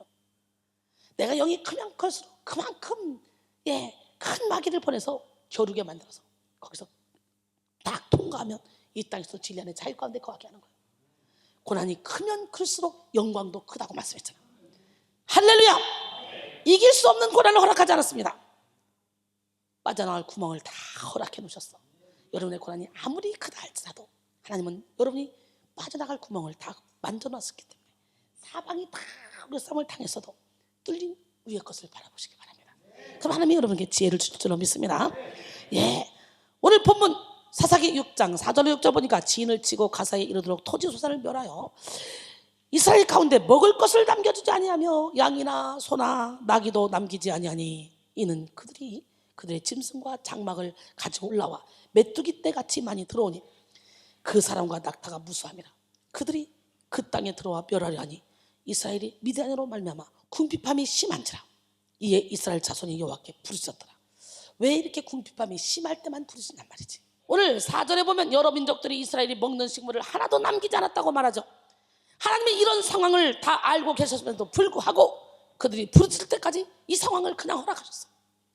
원어적으로 볼 때 이스라엘의 터전을 황폐하게 만든 정도가 아니라 아예 아무것도 남기지 않고 완전한 멸망을 가져다 줄 정도로 아주 지독한 약탈을 당했습니다. 양이나 소나 나귀 등 가축뿐만 아니라 생존에 필요한 것까지도 조금도 남기지 않았으니 하나님께 범죄하여 징계받을 때 이스라엘이 얼마나 비참한 상황까지 가게 되었는지 보여주잖아요. 마찬가지예요. 훈련받는 여러분들도 끝까지 고집을 부리면 비참하게 1원짜리 하나 없이 하나님이 주었다가도 뺏어버려. 저기 낮아질 때까지. 심지어 이들은 자신들의 짐승과 장막을 가지고 와서 이스라엘의 터전을 미디안 족속의 근거지로 만들기도 했어요. 사랑하는 성도 여러분, 우리가 반복되는 죄악을 행할 때 우리는 깨닫지도 못한 그때 영적인 미디안 족속인 사탄은 우리의 영혼의 터를 약탈하고 빼앗고 그리고 그들의 자리로 장악해버립니다. 이미 다 장악되어 버린 때에는 영혼이 황폐게 돼서 주님을 신뢰하고 의지할 만한 믿음이 조금 더 남아있지 않게 되죠. 그렇기 때문에 우리는 영적인 미디안 족속이 우리에게 쳐들어오지 못하도록 우리 삶에서 반복되는 그런 악순환의 고리를 바로 지금 이 시간에 다 해결하고 끊어야 됩니다. 결국 이러한 고난으로 인해서 이스라엘의 심신은 너무도 미약해졌습니다. 궁핍이라고 번역된 딸날은 정신적, 육체적으로 모든 것에 있어서 매우 미약해진 상태를 의미합니다. 저항도 할 수 없을 정도의 미약함, 속수무책으로 빼앗기는 것을 바라볼 수밖에 없을 정도의 그런 나락으로 떨어지는 것을 뜻합니다. 이렇게 아무리 고난과 환난 가운데 있다 할지라도 사실 그 모든 환경 또한 하나님이 허락하신 상황이라는 걸 우리는 알아야 돼요. 하나님은 이스라엘 백성들의 영혼을 깨우기 위해서 이렇게까지 처절하게 극심한 상황을 허락하신 것입니다. 이 모든 것은 그들의 완고한 마음을 파쇄하기 위한 것이죠. 마게도냐 성도들은 보니까 극심한 가난 가운데, 핍박 가운데, 환난 가운데 넘치는 연보를 했다 그러네. 사실 하나님 나라 확장시키고 예물을 드리는 사람은 있는 사람이 아니에요. 극심한 가난 가운데, 핍박 가운데, 환난 가운데 있어도 하나님 주시는 기쁨으로 다 드리는 거예요. 그렇다면 죄의 반복으로 인해 얻게 된 극심한 환난 속에서 어떻게 하면 죄의 근원지인 완악한 마음을 깨뜨릴 수 있을까요? 바로 부르짖음으로 깨뜨릴 수 있어요. 뭐로? 너는 내게 부르짖으라. 내가 내게 응답하겠고 내가 알지 못하는 크고 은밀한 일을 내게 보이리라. 오늘 난 여러분 모두가 다 부르짖는 기도, 부르짖는 찬양, 할렐루야, 다 간절한 마음으로 기도하고 찬양하시기 바랍니다. 하나님은 살아계셔요. 하나님의 음성을 듣고자 기도하면 우리 함께 찬양합니다. 하나님의 음성을 듣고자 기도하면 귀를 기울이시고 내 기도를 들어주신다네. 깊은 웅덩이와 수렁에서 끌어주시고 나의 발을 반석 위에 세우시사 나를 튼튼히 하시네. 새 노래로 부르자 랄랄라 하나님께 올릴 찬송을 새 노래로 부르자. 하나님 사랑을 주를 의지하고 교만하지 않으며 거짓에 치우치지 아니하면 복이 있으리라.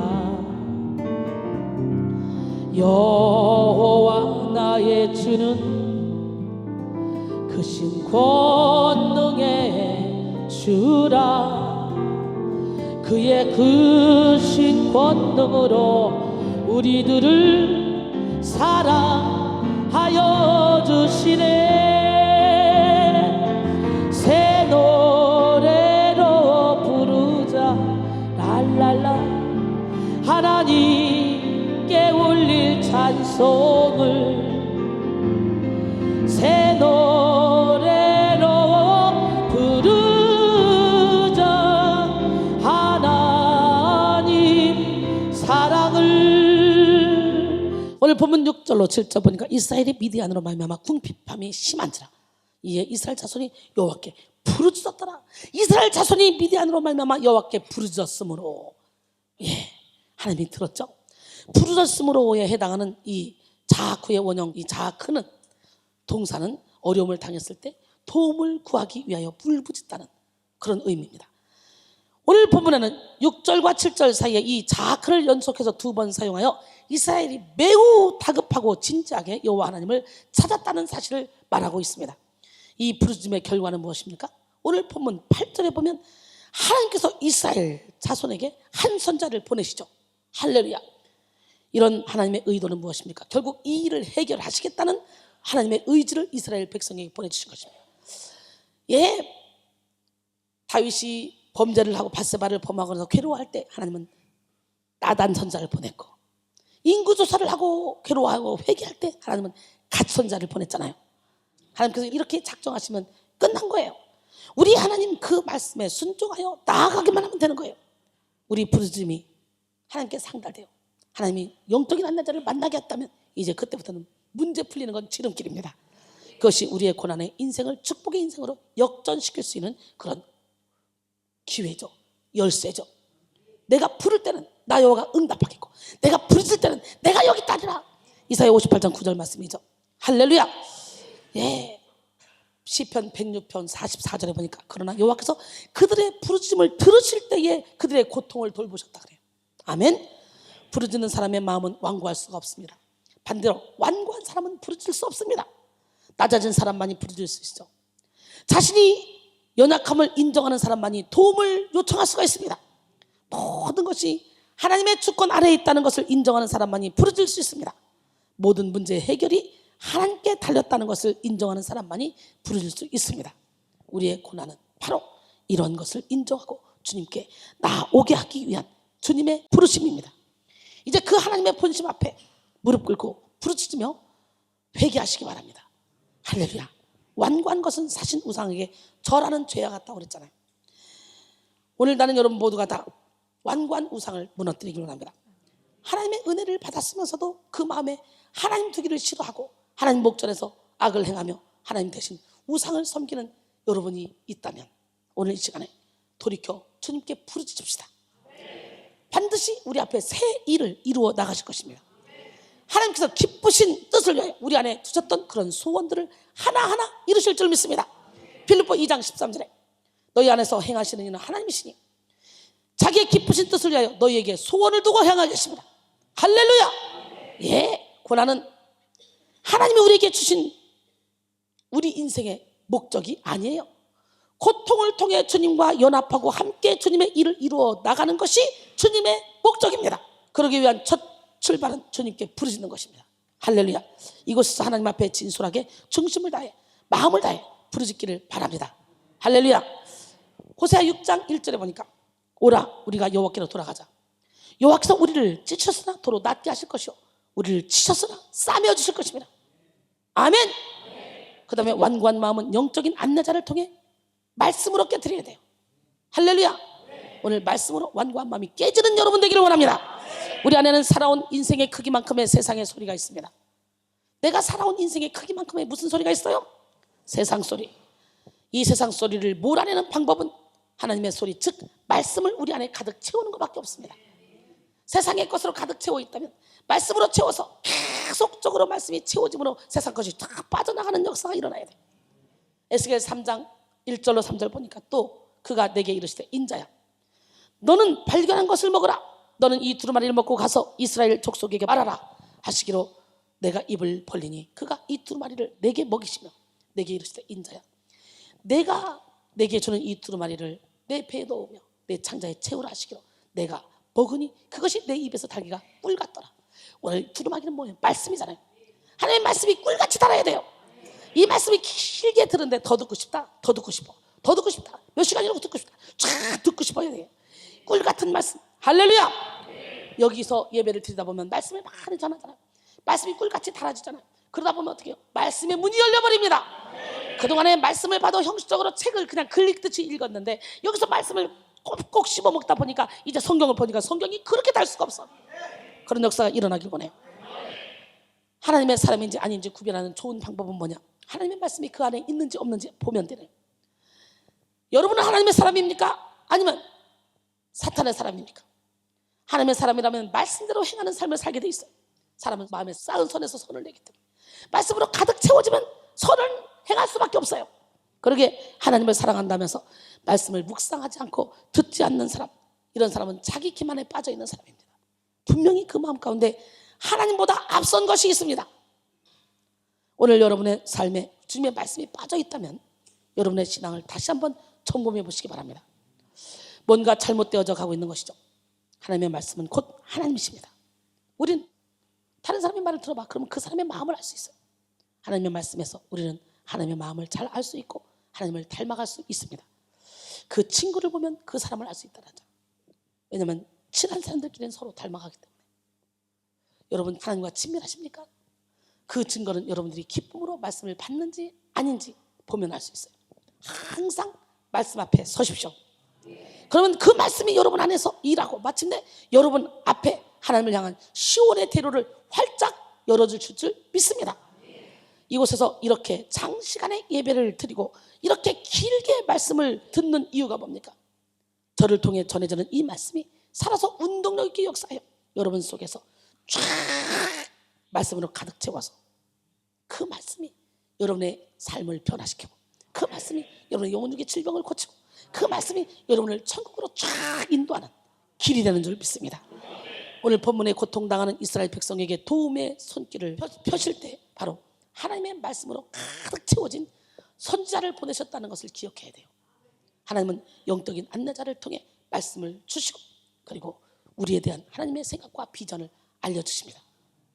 오늘 본문 8절로 10절 보니까 여호와께서 이스라엘 자손에게 한 선자를 보내시니 그가 그들에게 이르시되 여호와께서 이같이 말씀하시기를 이스라엘의 하나님 내가 너희를 애굽에서 인도하여 내며 너희를 그 종되었던 집에서 나오게 하여 애굽 사람의 손과 너희를 학대하는 모든 자의 손에서 너희를 건져내고 그들을 너희 앞에서 쫓아내고 그 땅을 너희에게 주었으며 내가 또 너희에게 이르기를 나는 너희 하나님 여호와이니 너희가 거주하는 아모리 사람의 땅에 신들을 두려워하지 말라 하였으나 너희가 내 목소리를 듣지 아니하느니라 하셨으나 알아. 그러니까 듣지 않았기 때문에 미디안 사람에게 다 붙여버린 거지. 여러분 선지자 즉 히브리어로 나비는 하나님의 뜻과 말씀을 그의 백성에게 다시 대신 전달하여 하나님의 뜻을 드러내어주는 그런 사람입니다. 즉 이스라엘이 고통 가운데서 하나님께 부르짖자 왜 그들이 이와 같이 처참한 지경에 이르렀는지 명백히 말씀해 주시기 위해 하나님은 선지자 한 사람을 보내셨던 것입니다. 에스겔과 같이 그 말씀을 배에 가득 채운 이 선지자를 통해 하나님의 뜻을 드러내시기 위함입니다. 오늘 여러분 말씀을 가득 배에 채우시면 우리 하나님이 여러분을 고난 가운데 있는 사람에게 보내십니다. 할렐루야. 말씀이 여러분을 읽도록 말씀으로 가득 채워지도록 머리끝부터 발끝까지 말씀으로 가득 채우는 여러분이 될 때 그 말씀이 여러분에게 각종 은사를 주고 각종 능력을 주고 여러분에게 기쁨을 주고 평강을 주고 여러분의 모든 문제를 해결해 줄 줄 믿습니다. 말씀만이 능력입니다. 에스겔과 같이 그 말씀을 배에 가득 채운 그런 여러분이 되기를 원합니다. 그러면 하나님이 그 말씀을 드러내기 위해서 여러분을 그냥 놔두지 않습니다. 여러분이 세상에 빛이 되면 우리 하나님은 여러분을 등경 위에 올려놓습니다. 많은 사람에게 비치게 합니다. 저는 평신도로서 전 세계에 다니며 복음을 증거하여 많은 영혼을 주님께로 인도하는 그런데 쓰임 받았어요. 그러기에 여러분들도 평신도를 할지라도 오늘 성령의 불만 받고 여러분이 말씀으로 가득 채워지기만 하면 하나님은 여러분을 쓰십니다. 할렐루야.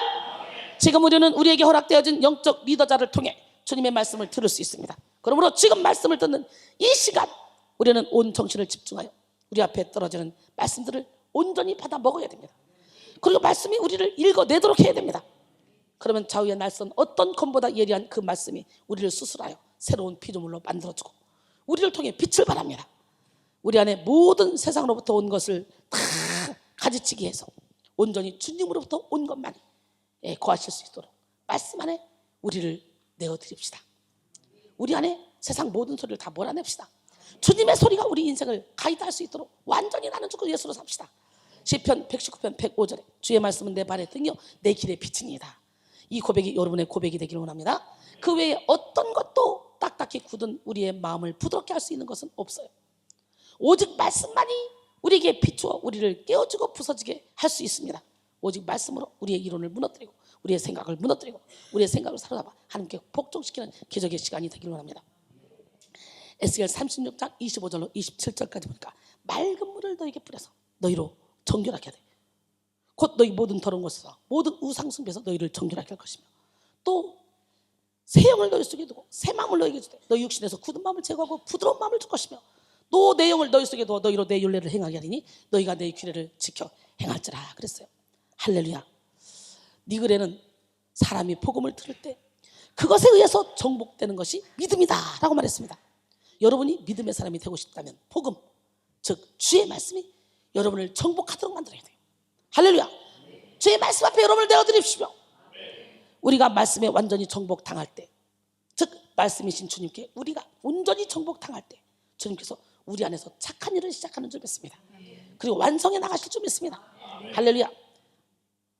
결론적으로 오늘 우리는 같은 죄를 반복하게 하는 완고한 마음을 파쇄시키자라는 제목으로 함께 은혜를 나눴죠.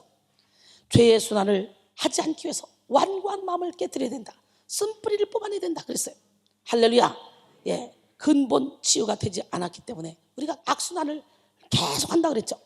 선순환을 하기 위해서 우리는 철저히 나는 죽고 예수로 살아야 돼. 이스라엘 백성들에게 남아있던 쓴뿌리가 그들의 마음을 완고하게 하고 그들에게 죄를 반복하게 했던 것입니다. 쓴뿌리가 가져다주는 완고한 마음은 영적 민감성을 잃어버립니다. 하나님의 말씀에 청종하지 않는 마음을 가져다 줍니다. 완고한 마음을 파쇄하는 도구는 바로 고난과 연단이에요. 고난 속에서 하나님의 섭리를 발견해야 되고 진정한 회개를 해야 되고 부르짖음으로 깨뜨려야 되고 영적인 안내자가 전하는 메시지를 통해 깨뜨려야 된다 그랬어요. 그러니까 잘 나갈 때 그냥 깨뜨리면 얼마나 좋아. 저처럼 잘 나갈 때 저는요 세상적으로 잘 나갈 때 하나님께서 깨푸셔가지고 쓰시니까 세상 거 다 해봤으니까 뒤를 돌아볼 필요가 없어요. 물질을 많이 가져봤으니까 물질 때문에 제가 거기 매이지도 않아요. 그래서 시간, 물질, 노력을 다 투자해서 죽어가는 영혼을 살리는 일에 집중하고 있습니다. 할렐루야. 그럴 때 같은 죄를 반복하게 만드는 이 죄악의 근거지가 완전히 파쇄되고 새 창조의 역사가 일어날 줄 믿습니다. 오늘 이스라엘 백성들의 이야기를 통해 영적인 교훈을 얻으셔서 이 시간 영적 각성이 일어나기를 소원합니다. 완고한 마음을 부서뜨려서 하나님의 동력자가 되어 많은 영혼을 살리는 기적의 주인공이 되기를 주님의 이름으로 축원합니다.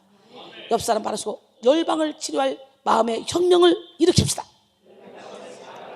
같은 죄를 반복하게 하는 완고한 마음을 파쇄시킵시다. 그리고 주님께서 가라면 가고 오라면 오고 서라면 서는 기적의 주인공이 되기를 원합니다. 주님 말씀하시면 내가 나아가리다. 주님 뜻이 아니면 내가 멈춰서리다. 나의 가고 서는 것 주님 뜻에 있으니 오 주님 나를 이끄소서. 한 번 더. 주님 말씀하시면 내가 나가리라. 주님 뜻이 아니면 내가 멈춰서리라.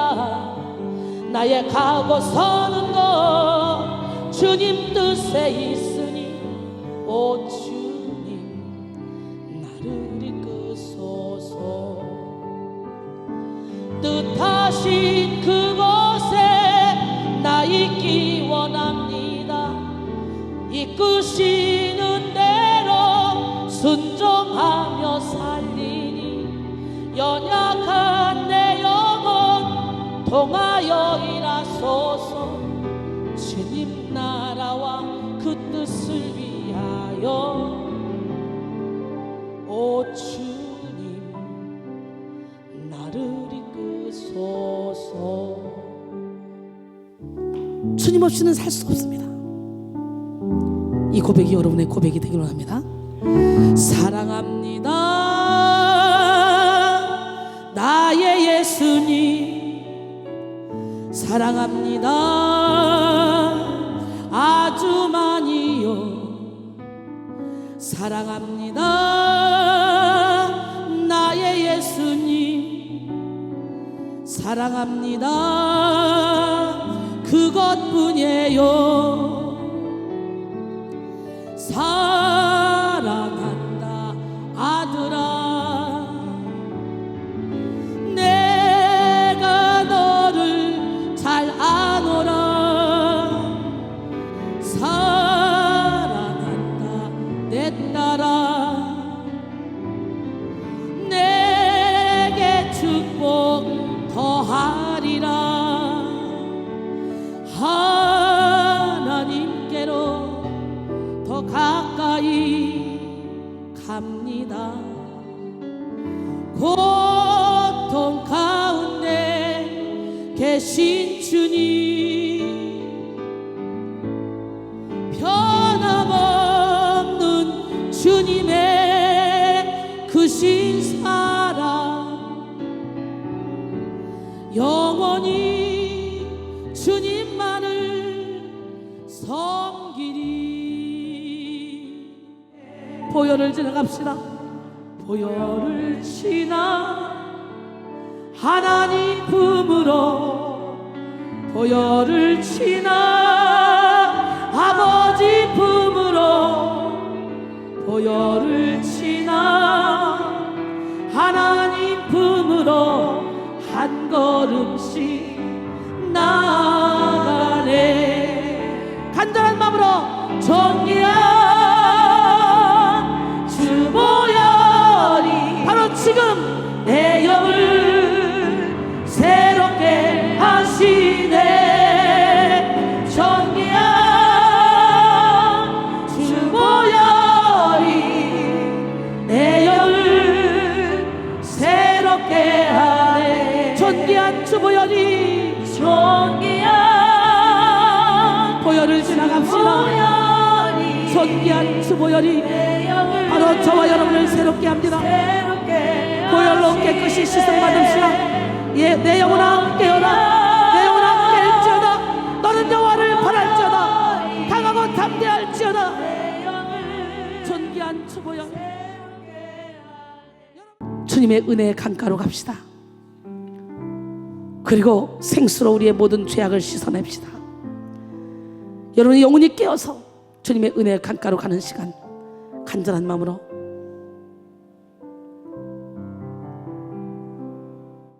내 주의 은혜 강가로, 저 십자가의